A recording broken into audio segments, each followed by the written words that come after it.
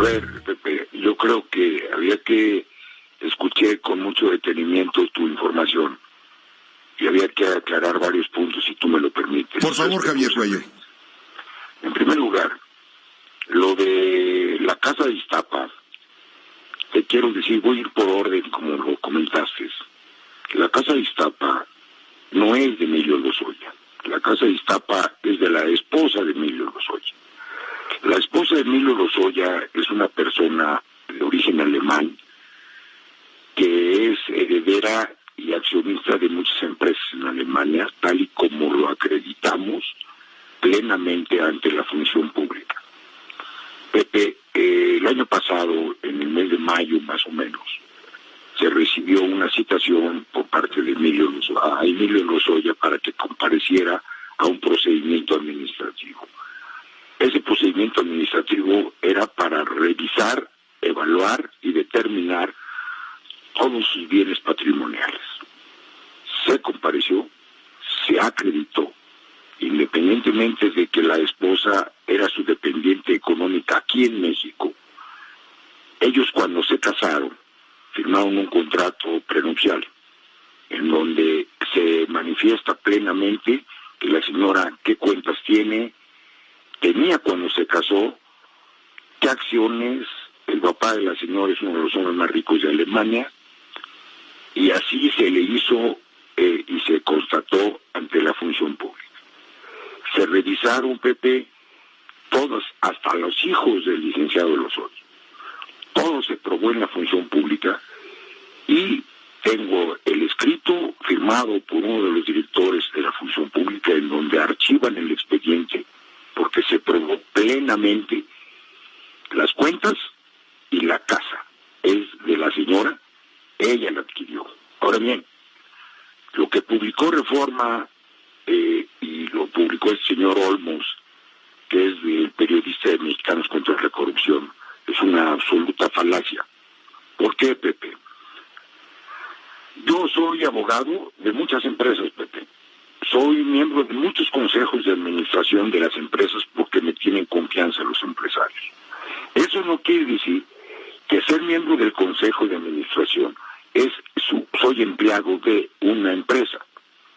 El abogado que intervino en la compra de esa casa, sí, es un abogado que obviamente ha trabajado para AMSA y ha trabajado para otras cientos de empresas. AMSA es Altos Hornos de México. Altos Hornos de México. Ahora bien, el dinero se acreditó ante la función pública, que el dinero salió de las cuentas de Alemania de la señora. ¿Por qué se hace un fideicomiso? Se hace un fideicomiso, me explica el propio abogado. ¿Por qué? Porque la señora quería tener su propiedad bien legal. Se pagaron los impuestos, se le pagó al abogado, se le pagó al notario, todos lo tenemos clarísimo. Todo eso, Pepe, que te estoy narrando, se acreditó en el expediente administrativo y la función pública determinó que no había ninguna falta administrativa y archivó el expediente. Eso no lo sabía Olmos, ¿sí? Pero sí le pegan un golpe a 8 columnas desde el sábado, domingo y lunes, ¿sí? Obviamente, Pepe, todo eso no es derecho, o sea, no es correcto, ¿sí? A Emilio Lozoya lo han venido defenestrando, Pepe, desde el 2017. ¿Es una persecución, Javier? Pues yo así lo siento, pero no una persecución política, desde luego. Pepe? Pues obviamente, Pepe, a ver, no han podido probar ni la Procuraduría General de la República en aquella época, no obstante, el señor procurador que renunció, Raúl Cervantes, dijo que el expediente estaba listo. No es cierto, Pepe.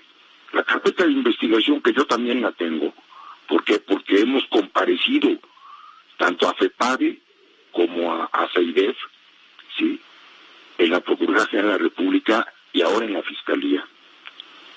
Y hemos visto que no hay tal prueba. La única imputación que hay, Pepe, es de un señor que era el director de Odebrecht en México. Los otros testimonios son testimonios de oídas, Pepe.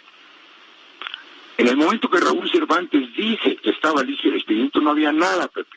Es donde estaban acusando, que ese es otro asunto, Javier Cuello. Es otro asunto. Estaban acusando a Emilio Lozoya, tu cliente, de haber recibido sobornos cuando él era coordinador de Relaciones Internacionales en la campaña del presidente Enrique Peña Nieto, dinero que supuestamente Odebrecht pagó a cambio de favores futuros en el gobierno que ya terminó. Desde ahí viene toda esta historia del caso Odebrecht. Sí, pero este asunto de Altos Hornos es diferente. A ver, el de Altos Hornos. Nomás te voy a decir una cosa, Pepe, tú eres un periodista lógico, muy concreto, muy objetivo. ¿Cómo es posible? Dicen que Emilio Lozoya, que compró su casa antes de ser director de Pemex, antes incluso que supiera que iba a ser director de Pemex, porque recuérdate que él iba a ser el secretario de Relaciones Exteriores. Sí. ¿No? Él compra su casa en noviembre del 2012.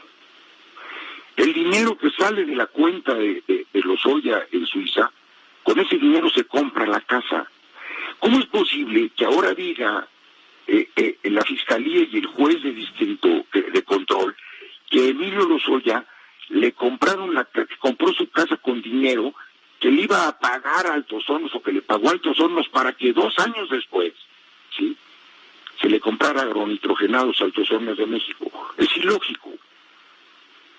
Esa es en concreto la acusación.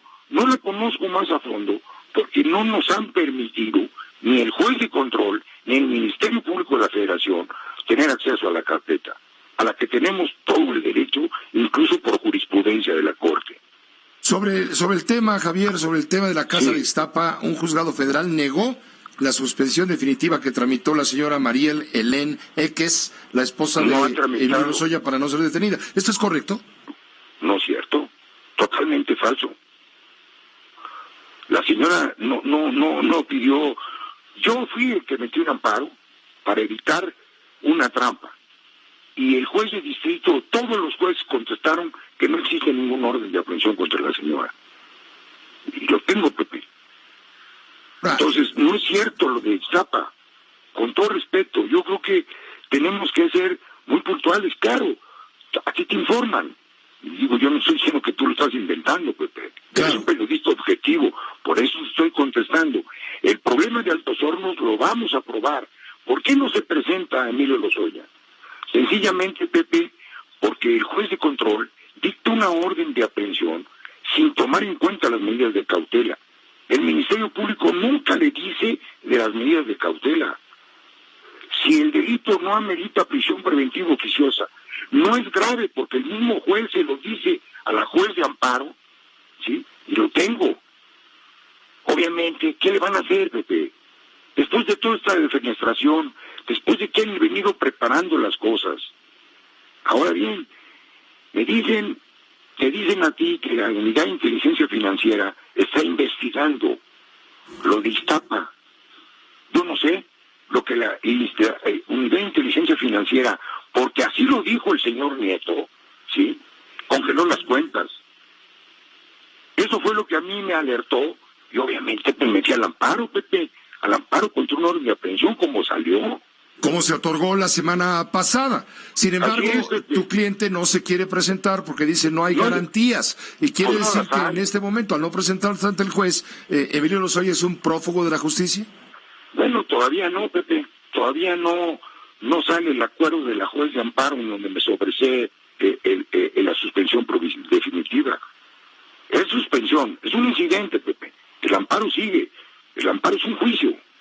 Y ahí vamos nosotros a ampliar nuestra demanda y vamos a acreditar que en ningún momento Emilio Lozoya recibió dinero ilícito de Altos Hornos en el 2012. Javier, ¿está tu cliente dispuesto a destapar toda esta cloaca en donde se involucran funcionarios? Ya me di instrucciones, Pepe, y estoy preparando el documento, con pruebas, datos, pelos y señales. ¿Por qué culpar a un hombre, sí, cuando hay un consejo de administración arriba de él? No solamente en Pemex, sino en todas las filiales. Agronitrogenados no lo compró Pemex, lo compró una filial de Pemex que se llama Pemex PMI Internacional, que está constituida en Estados Unidos, con dinero y capital propio. Y el Consejo de Administración lo autorizó. Pepe, por favor. Si es necesario la defensa de Emilio Lozoya, llamaría a testificar a Luis Videgaray y a Enrique Peña Nieto. Obviamente a los miembros del Consejo de Administración, tanto de Pemex como de las filiales. Obviamente, Pepe. Obviamente, y me dicen, oye, pero ¿cómo al expresidente? Con todo respeto, Pepe, el señor licenciado Enrique Peña Nieto, a quien respeto, es un ciudadano como tú y como yo, con derechos y obligaciones iguales que la que tú y la que yo.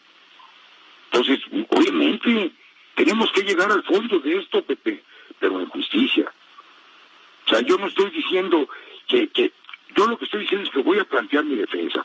He recibido instrucciones, así lo dice en su carta, Emilio Lozoya, de informarle a la opinión pública, Pepe, cómo recibió Pemex, él como director, cómo entregó a los que lo sustituyeron y cómo los que sustituyeron entregaron al licenciado López Obrador. Lo vamos a aclarar. Y te voy a dar un ejemplo clarísimo.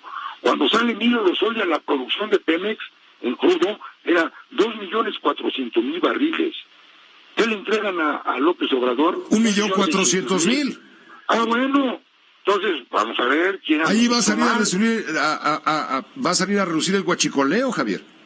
Pero el huachicoleo, yo voy a probar que mientras estuvo Emilio Lozoya se combatió el huachicoleo. No te digo que no hubo robo, hubo.